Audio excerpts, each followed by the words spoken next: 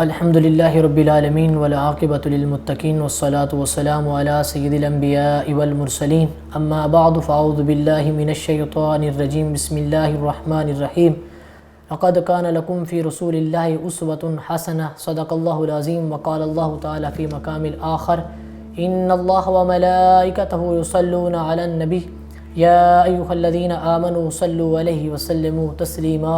اللہم صلی علی سیدنا و مولانا محمد وعلی آل سیدنا و مولانا محمد وبارک وسلم وصلی علیہ۔ سامعین و ذی احتشام، حاضرین و ناظرین، السلام علیکم ورحمۃ اللہ وبرکاتہ۔ بکھر نیٹ ورک ٹرانسمیشن پیغام ماہ سیام میں ایک عظیم موضوع کے ساتھ، جو کہ صحابہ اکرام علیہم رضوان کا رمضان حاضری کا شرف حاصل ہوا۔ حاضرین و ناظرین، جب اللہ کریم کے مقدس کلام کے اندر یہ آیات کا نازل ہونا، لقد کان لکم فی رسول اللہ اسوۃ حسنہ، تو ہمیں ایک بہت بڑے سوال کا جواب مل گیا کہ بحیثیت انسان، بحیثیت مسلمان، ہم نے زندگی گزارنی ہے تو ہمارے سامنے ایک رول ماڈل ہونا چاہیے، اور وہ نمونہ ہمارے لیے آقا علیہ الصلوۃ والسلام کی بہترین زندگی ہے، کیونکہ اللہ کا قرآن کا اعلان ہے کہ تمہارے لیے آقا علیہ الصلوۃ والسلام کی زندگی بہترین نمونہ ہے۔ اب اس پر عمل کس طرح کرنا ہے، اس کی اصطلاح بھی قرآن مجید نے فرما دی، ما آتاکم الرسول فخذوہ وما نہاکم عنہ فانتہوا، کہ آمنہ کا لال جو تمہیں عطا کرے اسے لے لو، جس سے روکے رک جاؤ۔ حضور کی پسند کو اپنی پسند بنا لو، حضور کی ناپسند کو اپنی ناپسند بنا لو۔ تو سامعین ذی احتشام، اب تاریخ کے اوراق کو جب ہم نے کھولا تو ہمیں ایک ایسے شخصیات کی ضرورت پڑی کہ جنہوں نے اس آیت پہ عمل کرنے کا حق ادا کر دیا۔ تو ہماری نظر حضور سے پیار کرنے والے، حضور کی بارگاہ میں بیٹھنے والے حضور کے صحابہ کی طرف گئی۔ تو حضور کی پسندیدہ عمل میں سے یہ عمل ماہ سیام کے، جس کے متعلق اللہ کے رسول فرماتے ہیں، قال اذا جاء رمضان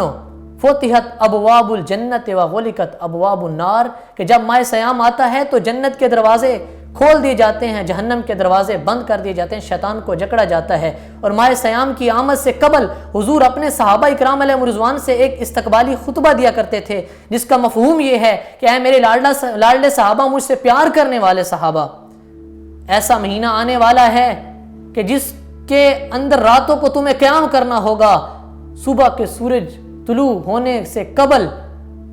سحری کے وقت سے غروب آفتاب تک تمہیں روزہ رکھنا ہوگا، بھوک اور پیاس برداشت کرنی ہوگی صرف اللہ کے لیے، جیسے میرے مصطفیٰ یہ حکم فرما کے میرے آقا علیہ الصلوۃ والسلام اپنے مسند پہ تشریف فرما ہوئے، اگلے دن سے حضور کے صحابہ تیار ہو گئے۔ اور کبھی کسی نے یہ شکوہ نہیں کیا کہ ان مشکلات لمحات کے اندر ہم کس طرح روزہ رکھیں۔ زندگی کے جیسے لمحے، جس طرح کا بھی لمحہ آیا، حضور کے صحابہ نے روزہ نہیں چھوڑا۔ حضرت سیدنا صدیق اکبر رضی اللہ تعالی عنہ، آپ کے جتنی بھی زندگی کے اندر مشکلات آئیں، مشکل لمحات آئے، اگر ماہ سیام کو پایا تو روزہ ضرور رکھا۔ حضرت عمر ابن خطاب رضی اللہ تعالی عنہ اونٹوں کو چراگاہ کی طرف لے کر بھی جاتے ہیں، لے کر آتے بھی ہیں، اور ان کا خیال بھی کرتے ہیں۔ یہ کوئی آسان کام نہیں ہے، جو اس کے باوجود بھی اگر ماہ سیام کے مہینے کو پایا تو انہیں ماہ سیام کے روزوں کو چھوڑا نہیں ہے۔ حضرت عثمان غنی مال تجارت کو مدینہ سے شام بھی لے جاتے ہیں، شام سے مدینہ بھی لے آتے ہیں، لیکن اس دورانیے کے اندر آپ کو اگر ماہ سیام کا مہینہ ملک شام میں ملا تو آپ نے ملک شام میں رہ کر روزہ رکھا، اگر یہ مہینہ آپ کو مدینہ کے اندر نصیب ہوا تو آپ نے اس کے اندر بھی روزہ رکھا۔ اور سامعین ذی احتشام، حضرت علی المرتضیٰ شیر خدا رضی اللہ تعالی عنہ تلواروں کا کام کیا کرتے تھے، جہاں دینی معاملات تھے، دوسری طرف رزق حلال کی خاطر آپ تلوار بنایا کرتے تھے، اور تلوار بنانا کوئی آسان کام نہیں ہے، اس کی دھار کو بھی دیکھنا ہوتا ہے، کوئلوں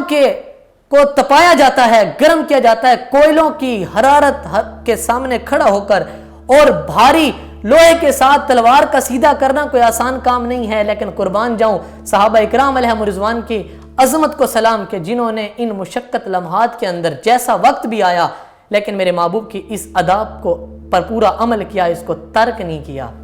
اور سامعین احتشام، حضرت علی المرتضیٰ شیر خدا رضی اللہ تعالی عنہ فرماتے ہیں کہ جب میرا دل کرتا ہے کہ میں اپنے رب سے باتیں کروں تو میں نماز پڑھتا ہوں، جب میرا دل کرتا ہے میرا رب مجھ سے باتیں کرے میں قرآن پڑھتا ہوں۔ اور حضرت بلال حبشی رضی اللہ تعالیٰ عنہ مزدوری کیا کرتے تھے، حضرت سلمان فارسی رضی اللہ تعالیٰ عنہ مزدوری کیا کرتے تھے۔ میں یہ باتیں اس لیے کر رہا ہوں کہ سامعین احتشام، آج اکثر اپنے شعبے کو ایشو بنا کے سامنے لیا جاتا ہے اور یہ کہا جاتا ہے کہ میں مزدوری کرتا ہوں اس لیے میں روزہ نہیں رکھ سکا، میں مشکل کام کرتا ہوں اس لیے نہیں روزہ رکھ سکا۔ ہمارے لیے جب حضور کے صحابہ اکرام علیہم رضوان کی زندگی اور اس سے قبل حضور کی زندگی بہترین عمل ہے تو ہمیں اس سے سبق سیکھنا چاہیے۔ حضور کے صحابہ ماہ سیام میں کیا کرتے تھے؟ اپنے بچوں کو سورۃ ملک کی تعلیم دیا کرتے تھے، کیونکہ حضور اکرم نور مجسم صلی اللہ علیہ وآلہ وسلم نے فرمایا رات کو سورۃ الملک کی تلاوت کیا کرو کیونکہ قبر میں یہ تمہاری سفارش کرے گی۔ اپنے بچوں کو سورۃ الواقعہ سکھایا کرتے تھے کیونکہ حضور نے فرمایا،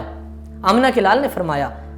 سورۃ الواقعہ کی تلاوت کیا کرو فاقے سے بچ جاؤ گے۔ اور اپنے بچوں کو حضور کے صحابہ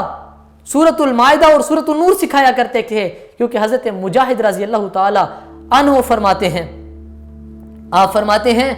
میرے محبوب علیہ الصلوۃ والسلام نے فرمایا اپنے مردوں کو سورۃ المائدہ اور اپنی عورتوں کو سورۃ النور کی تعلیم دیا کرو کیونکہ اس کے اندر مردوں اور عورتوں کے احکام ہیں۔ تو سامعین احتشام، زندگی کے ان عظیم لمحات، ماہ سیام کے ان قیمتی لمحوں کو ضائع کرنے کی بجائے بندہ کچھ نہ کچھ سیکھ لے، چاہے اسے اگر علماء کا قرب نصیب ہوتا ہے تو علماء سے سیکھ لے، اگر ان کے بڑے پڑھے لکھے ہیں تو ان سے اچھے